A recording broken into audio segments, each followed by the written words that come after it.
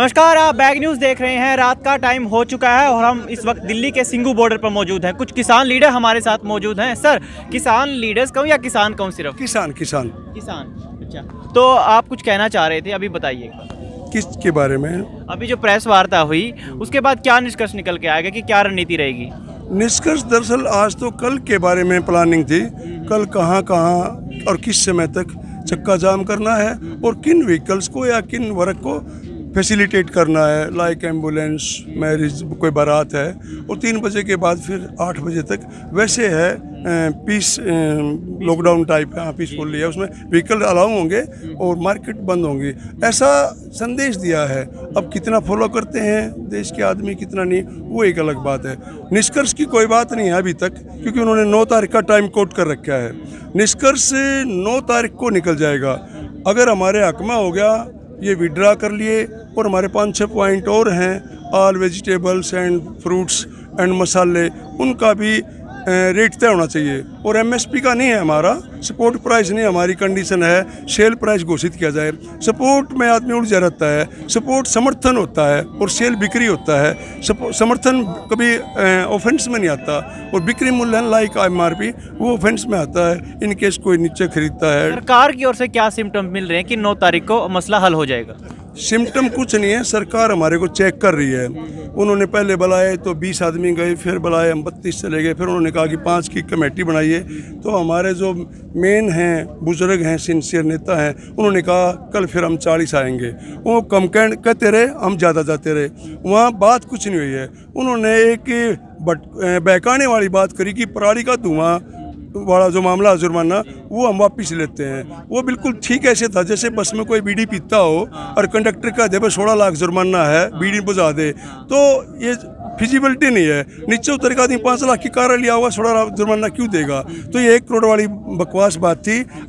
किसान इस तरफ आ जाएगा, ना जी बाकी बिलों को तो रहने दे, 1 करोड़ वाला निपटाओ। ये करना धरना नहीं होता। मूर्ख आदमी गलत बात करा करे, सामने वाले को कहा तेरा गोली मार दूंगा। समझदार आदमी कहा बदतमीजी ना करा, यार बहु बेटियाँ अगर है, इसको नहीं मान लो, ये मूर्ख सरकार है। किसानों का दम चेक कर रही है सरकार। तो जो 8 तारीख को भारत बंद का ऐलान है, तो अगर कितना दम दिखने की उम्मीद है उसमें? दम ये देखो आप, 11,000 ट्रैक्टर ट्रेली आए हुए हैं, और एशिया महाद्वीप में ऐसी गैदरिंग अपने दम पे और इतने लंबे समय तक कभी नहीं हुई है। कभी मुसोलिनी के टाइम में, लेनिन के टाइम में, या फिर हिटलर ने कभी किया था। वहाँ 10-10, 15-15 लाख आदमी इकट्ठे थे, लेकिन वहाँ वो राजशाही थी। यहाँ तो डेमोक्रेसी है ना। डेमोक्रेसी में आदमी जब आता है तो अपनी मर्जी से आता है। वेरी सिंपल है। अगर गवर्नमेंट के समझ में आ जाए, गवर्नमेंट ये बताने में लगी हुई है कि नहीं ये बहुत अच्छा है, और जनता ये कह रही है कि नहीं ये गोली नहीं खाऊंगा मैं, ये कड़वी है। यहाँ 11 लाख आदमी है 3 नाकों पर। अगर 10 लाख आदमी कहीं दूसरी जगह पे हिंदुस्तान में ये कह रहे हैं कि ये तो बहुत बढ़िया बिल है, इनसे हमारा काया पलट हो जाएगा, इनसे हमारी आमदनी बढ़ेगी और जीवन स्तर सुधर जाएगा, तो फिर हम वापस जा सकते हैं। एक सिंगल आदमी भी हिंदुस्तान में किधर नाका पे सड़क में या डेमोस्ट्रेट प्रदर्शन नहीं कर रहा है अब जी ये गलत कर रहे हैं पंजाब वाले, हरियाणा वाले, यूपी वाले। इस बिल में तो दम है, हेलीकॉप्टर बिल लेंगे, बड़का नहीं पड़ाओगे, आमदनी बहुत हो जाएगी। दरअसल 2-3 महीने से ये बिल आया है, और पहली बार 70 साल में ऐसा हुआ है कि सर्दियों में गेहूँ 400 रुपये पर क्विंटल सस्ता हुआ है।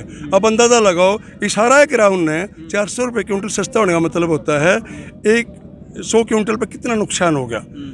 ये सोचने की बात है। और 100 क्विंटल तो लगभग सभी किसान ने गए हुए जिनकी लैंड होल्डिंग 3 या 4 हेक्टेयर तक है।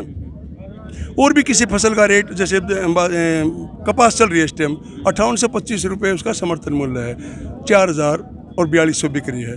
तो एक बाजरे की रेट लगाना या न्यू करना कि भाई ऊपर मार्केट कर दिया है।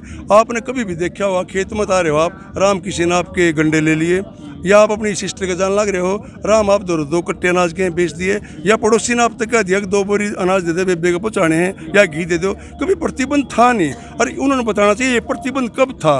ओपन मार्केट पे, मतलब कहीं भी बेचने की छूट पे कोई प्रतिबंध नहीं था।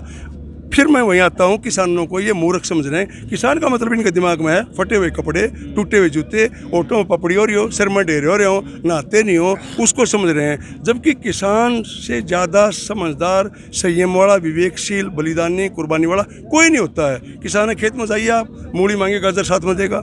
आप कहिए जी मैंने घिया ले जानी है, गंडे भी साथ में दे देगा। मतलब इतना दरियादल है, लेकिन वो छल कपट जानता नहीं बेचारा, काम में लगे रहता है, 24 घंटे लगे रहता है।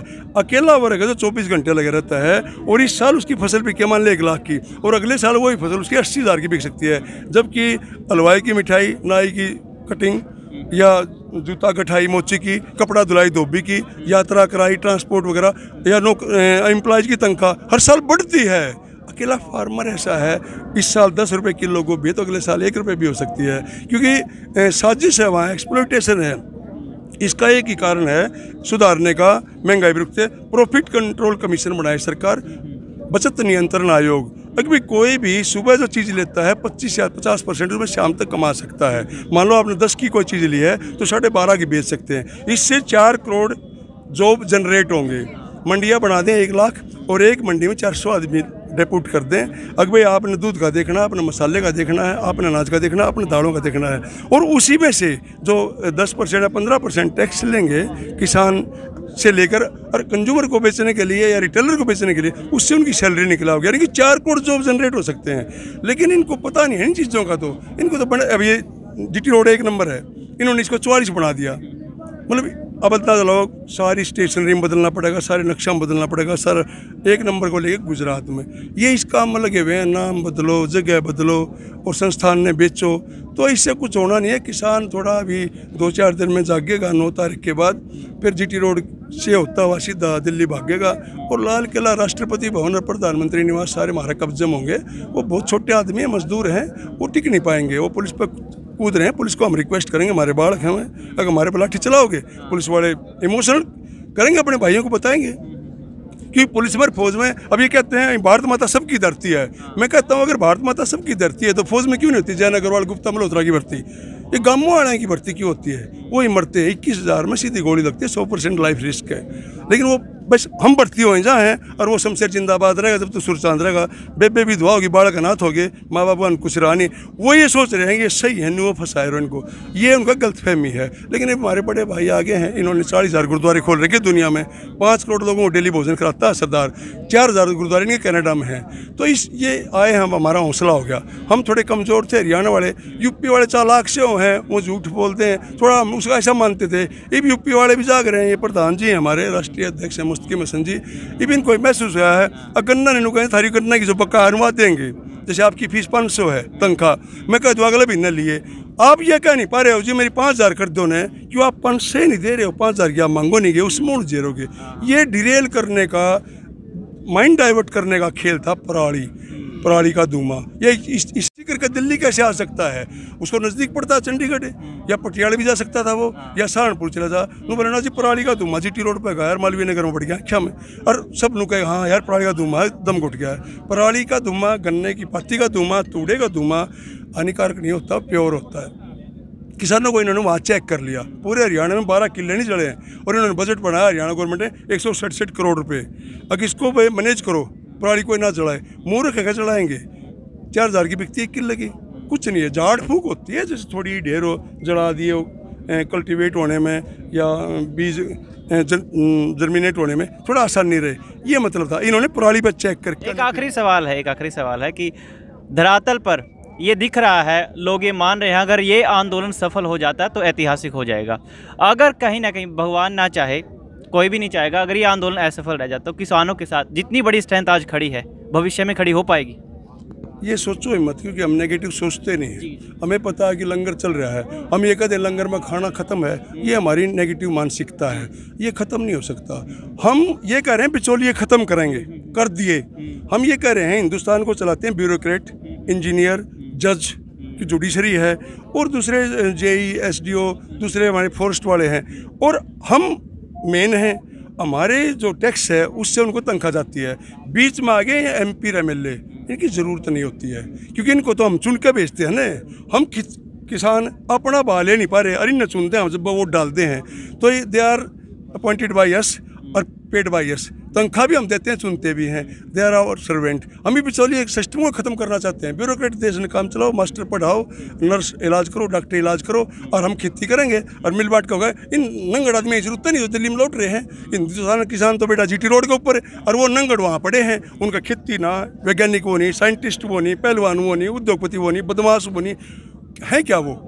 ये सोचने की बात है। और ये किसान जाग चुका है। बाबा नानक की संतानों ने हमारे को जगा दिया है। ये घोड़े गाड़े देख के हमारा पूरा जोश आ रहा है। आज रात नहीं पहुंचा दिल्ली में, लेकिन कोई नहीं, 2 दिन वेट करते हैं, एक्शन लेंगे। एक्शन नहीं लिया अभी हमने।